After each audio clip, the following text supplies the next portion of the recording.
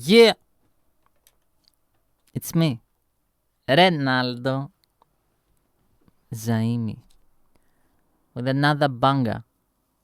This time we're listening and we are checking out, we are analyzing the mix of my song Bread and Water, right?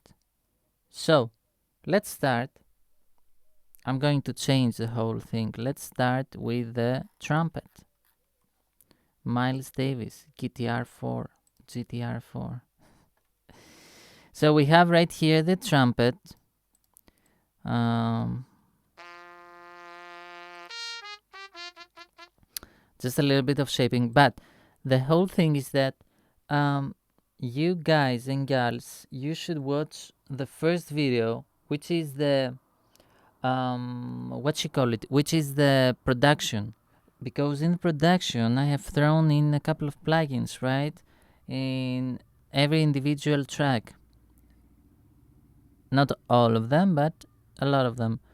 So they are kind of pre-mixed, so to speak. But what is, at the end of the day, what is the mixing session, right? It is basically, in my opinion, the mixing session is just like a final mixing with parallel tracks, right? As you can see right here, and you throw in the vocals again with with their parallels, but also the vocals, they have a whole another mixing, which I do on the vocal session after like I finish recording the vocals.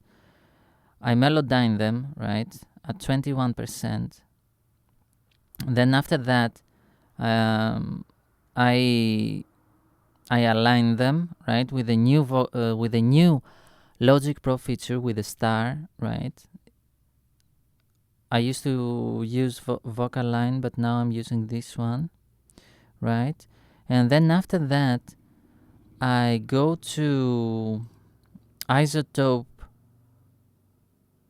Denoise. I think it is iZotope Denoise, and I take a little bit out of the noise that it is around here, which in my opinion is just, I don't know why am I doing that, but and then after that it starts with one thing. It starts with Pro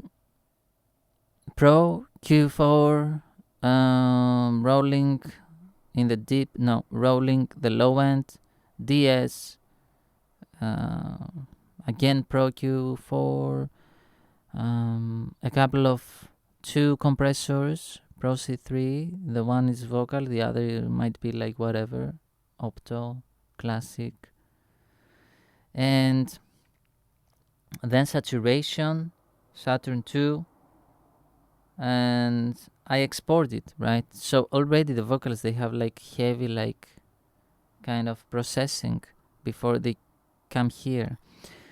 So this one is the second step of mixing, in my opinion, right? So we have like the this thing. Then what about the saxophone? The saxophones, they have nothing, as you can see, but make no mistake.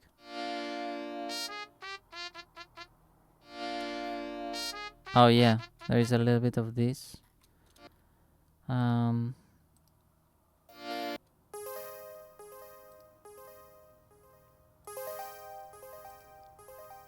of course, it has reverb, the Pro R2. I used to throw in the sample IR. What are these? And the R2 would mimic the space.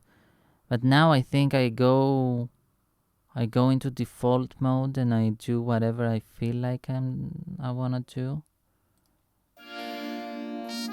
As you can listen, there are a lot of stuff on the reverbs, on the reverb track, because I have sent a lot of things, right?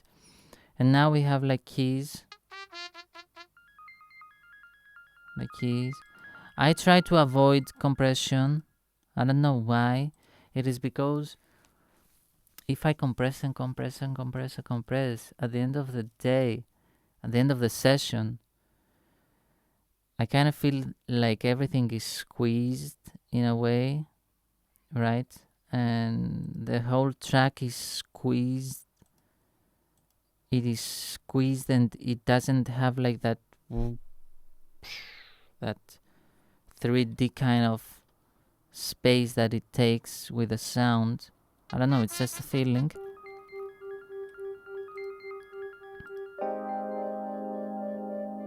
So yeah, most of it has like reverb. Right here, for example, there is like the compression.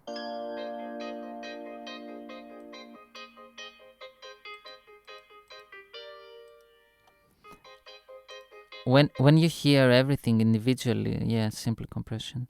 When you hear everything individually, like what in the F is this, right? In a way, it is mixed so bad, but it's all about like the togetherness of,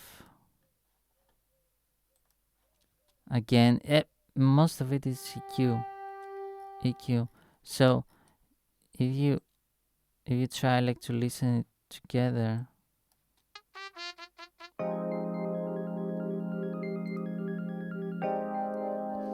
you see, I try like everything together.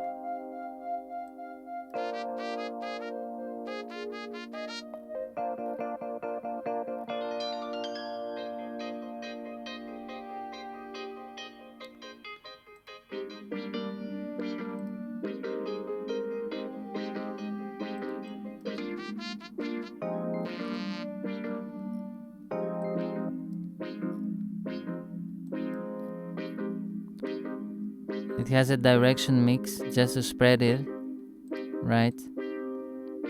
And then the Pro MB up. I tried like a little bit to a harshness, but it still has that. And I believe it is because of the. No, it's gentle saturation.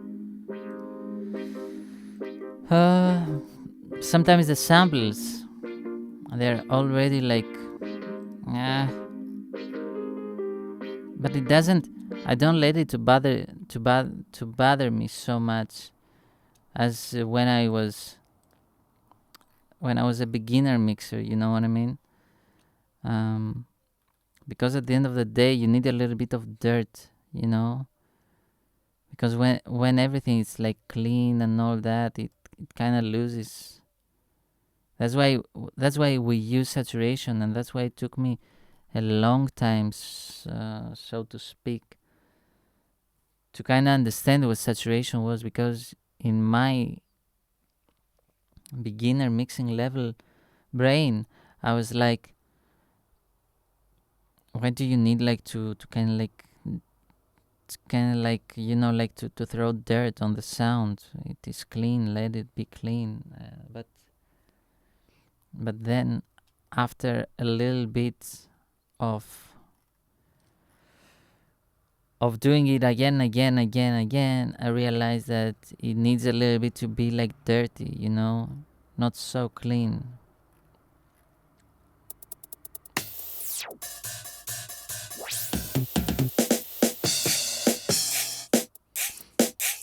Again, EQ, the snare, the claps, nothing. They have just reverb. Oh, here, the compression and EQ. You see? Just to clean it off. On the other video, the what you call it? The production video, it used to be like it used to be very melancholic to your ears, and you didn't want to hear it. You know what I mean? So, techno, let's go. Right here we have like, again, everything shaping. You know what I mean? Like you listen to this sound, right?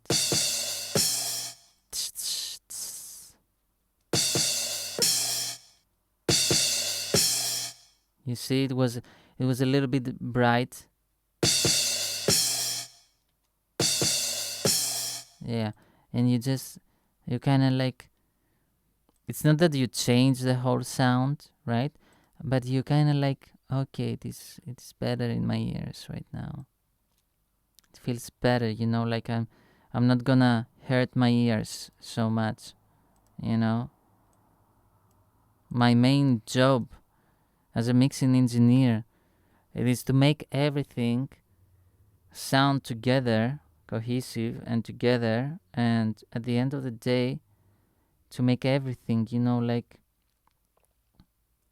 to find sounds that they're to my ears, you know what I mean? Like my ears, after like a long of after a long time, right?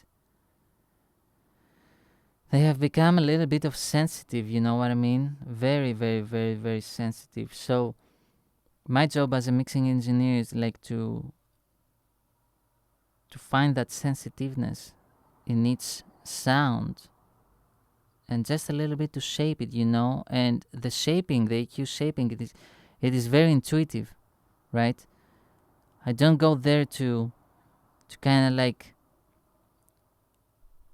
go by the rules, I know a couple of rules and the low end rules and all that, which sometimes they do not apply, but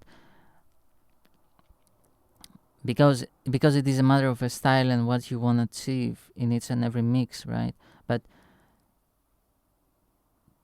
to my point of view, it is more like, okay, let's shape it, let's shape every sound, and don't think about it too much, because at the end of the day you might go back to it. But a very, very, very big mistake I was making is I was trying like to over mix each individual track and throw this, and because I was thinking to myself, okay, so I was watching YouTube videos and these guys, how to mix a snare, how to mix a crash, how to mix hi-hats, how to mix kick and bass, how to mix this, how to mix a vocal. So these guys, in order like to appear like smart and the channel should like go up and all that, they would throw like on a snare, like I don't know, like 8 tracks, and then they would 5 cents. Yeah, but if you do that on a snare, then what are you going to do like to the whole mix, you know what I mean? So most of them, they would like mix from, and they are already mixed, most of the samples, right? Most of the samples, they already have their compression, they already have their EQ, they already, now it is more of a, what am I trying to achieve with the samples that I already have right here? And I already threw a couple of plugins before, right? What am I trying to mix? What am I trying to achieve with a mix? Do I want to make it like simple stuff, right? And have everything at a good level, and everything bounces and everything grooves and everything is great, and it's just a song, or do I want to like go in, roll everything off, get the highs up, get the lows down, get this up, get this other thing down, and I want to like make an experimental kind of whatever, right? The toms, simple. You see, I don't have nothing on the toms. A little bit of EQ, right?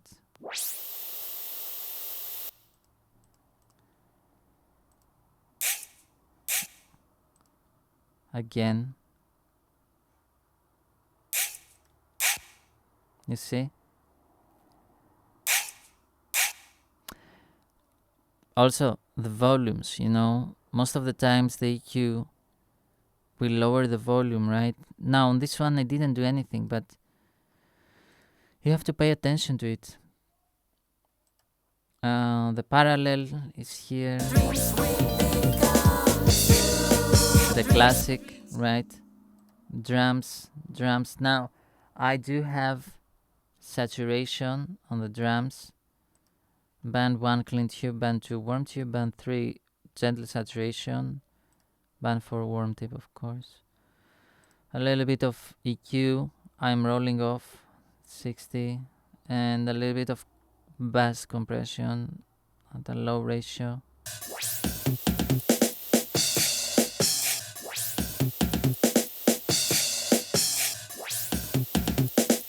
As you can hear, nothing crazy, nothing special. The samples, they already had like their own flavor, you know what I mean? The same goes like with the keys and guitars. Yeah, warm tube, all tape. Maybe that's why they sound how they sounded, because of the old tape. Here I do a couple of shaping. Don't look at it. You know what I mean? Don't try like to with your eyes. Don't try to what you call it. Um, don't try to photograph it, the shapes and all that with your eyes, because I didn't do it with my eyes. I did it with my ears. You know what I mean? When I would get a band, boom, and I would try to listen and figure it out and get it up, get it down. Here, there, then another one. And then maybe I would do a couple of mistakes, delete the band, again, new band, then again something else. Then maybe like a mistake would appear to sound good, and I would just leave it and shape it again, till it sounds like cool to my ears. And then a bass, right, with a tube drive, 218.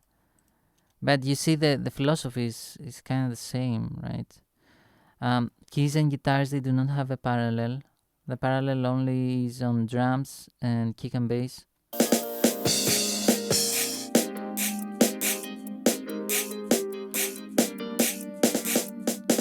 You also have on the beat a couple of stuff, right? And the effects.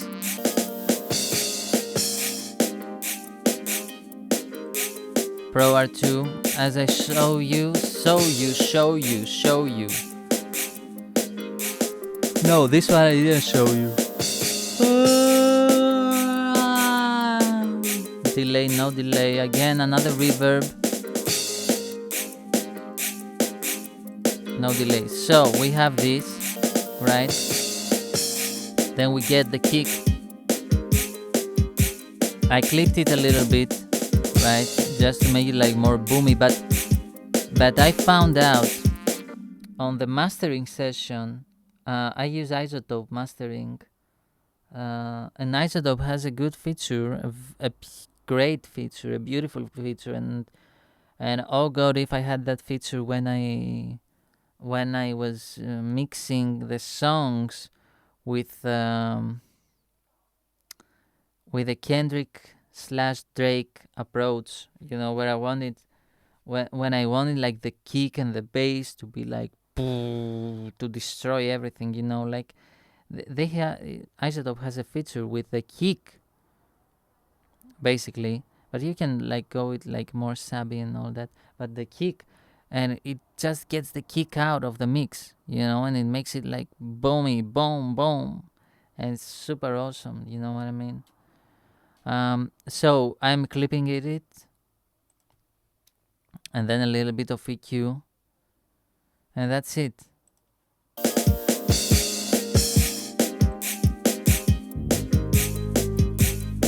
The bass, it has a Pro MB on the subs, right? A little bit of EQ again, take off the sub, the upper,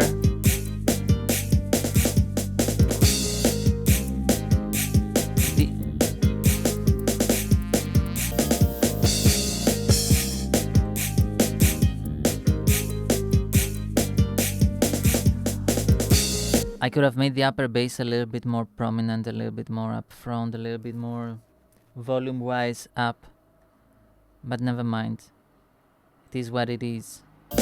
Vari MU, right? And I'm trying like to tell you in a way that it is what it is. At the end of the day, don't go crazy. Don't get crazy, you know what I mean? bit of bass compression. All you're trying to achieve is to become better and better with each and every song, you know. And if we go into the philosophical approach of perfection, and let's reach perfection and all that, we will never finish nothing, you know. Okay, so we have this right here.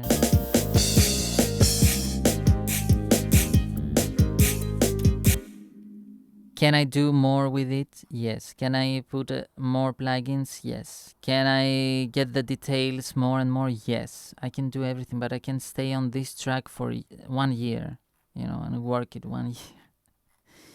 You know what I mean? That's what I'm trying. That's why I'm making these videos, because I'm trying like to free your mind. You know what I mean? To free your mind. Because I used to have a mind that when it came to mixing and mastering and production and songwriting and all that, and do it again and again and again and again, and it took me a lot of years to finally break it off. Parallel compression on the vocals. Clean it up a little bit and shape it, the parallel. That's what I'm doing, like I'm shaping the parallel compression, you know, and it sounds like amazing and different and not so muddy, you know, all lead verse.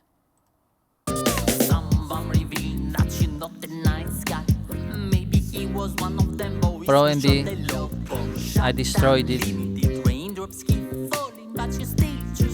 DSR.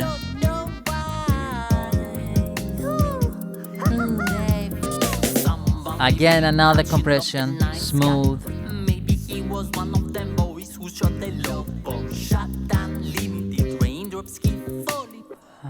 Doubles. Do we have doubles? Wow. We have doubles right here. Doubles. Okay, the doubles are right here. They have phaser.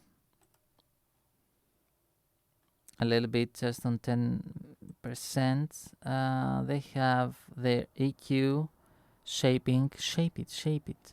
You know what I mean?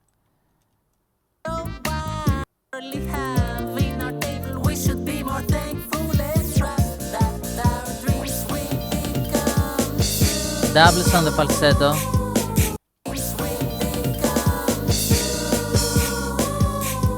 EQ and Pro MB, right? And my falsetto, it is very airy. So when I throw in compression and all that, and I'm trying like to make it like more and more beautiful, so to speak, my airiness kind of goes up, you know what I mean? So either I have to fix my falsetto or I have to find a way to not make it so airy.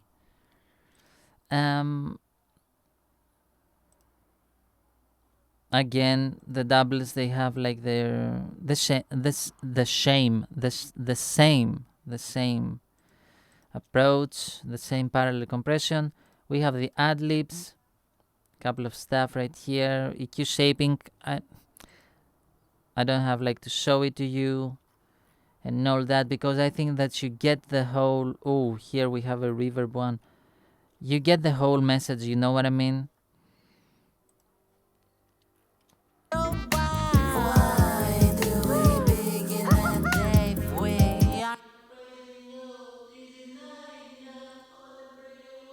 You see? Again, the space, it is long. Again, shaping it.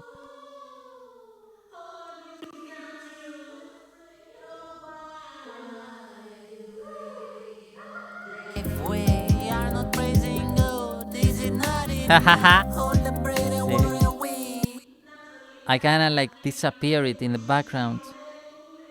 Spread, but I spread the highs. And then a Pro MB just to control.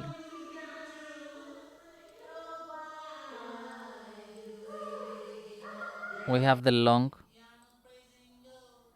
which is not so long. Colored room A. Maybe I have like done a couple of stuff.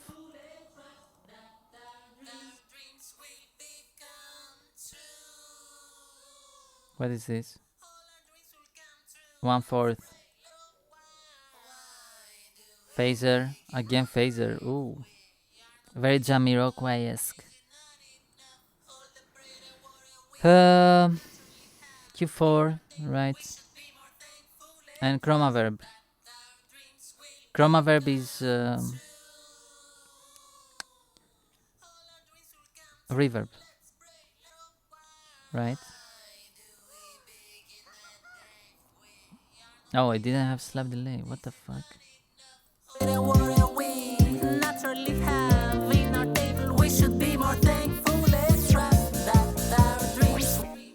Okay, so this was it. You can see like the session, it is very light. It doesn't have like, it is not heavy.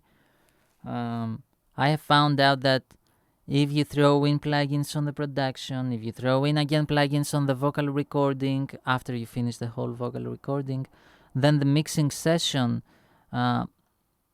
does not become like crazy heavy. Also on all vocals, I'm sorry, I forgot this one, I have a little bit of Pro saturation, Pro MB, Pro C3, just like to level up everything, and limiter to catch the peaks with the 101 right here and plus 15. So on the stereo don't have nothing because we go like to the mastering.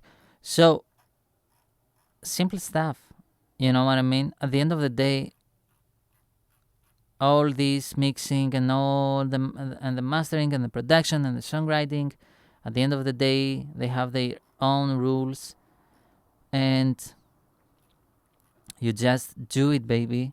Now, do I want to make an album or like make a song that it has like way better songwriting elements, way better production, way better mixing, way better mastering, way better cover art, way better in the future video clip, way better? Of course, of course, of course, of course, of course. But now for the moment, I'm trying like to level up everything little by little, you know, like with already with songwriting, I have leveled it up, you know, with all these crazy jazzy chords. But now what I want to achieve is that to kind of like understand them more. I go very very very very intuitive even when I write the chords, right? I want to understand them. Why am I doing this? Okay, so now I'm going like to this chord right here, which I don't know which chord it is. It is the 4. Okay, I go to the 4. Now I go like to the 1 and 2 and again 4. You know what I mean? I want to understand all that. And I also want to understand, okay, what is the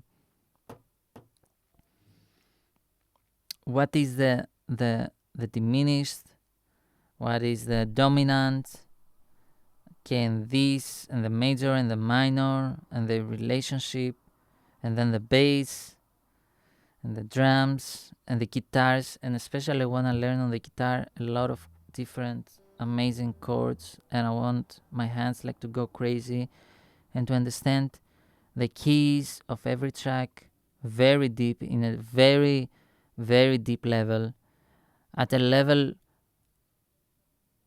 of what you call him, man? Stevie Wonder, you know. Yeah, baby. Stevie, you know, at that level, which I believe like there isn't like higher when it comes like to pop music, right? Now, of course, like if you go like to jazz and all that, and of course there it's even crazier. But we are talking about pop, you know, like and pushing the limits of pop music, you know, and what pop music can do, right? So, and blend different genres, different styles, different rhythms, right? Different mixing approaches. I love very much the mixing in the Jamiroquai albums, right? The mixing is so good. I don't know what they are using, but it is so warm and bright and dangerously beautiful. But yeah, without any further ado, you can listen to the whole song right now, at the moment. Peace and love.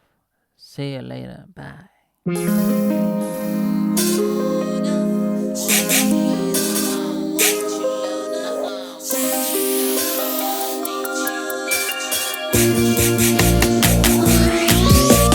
Someone revealed that you're not the nice guy. Maybe he was one of them boys who shot the love ball. Shut down, limited raindrops keep falling, but you still choose to smile.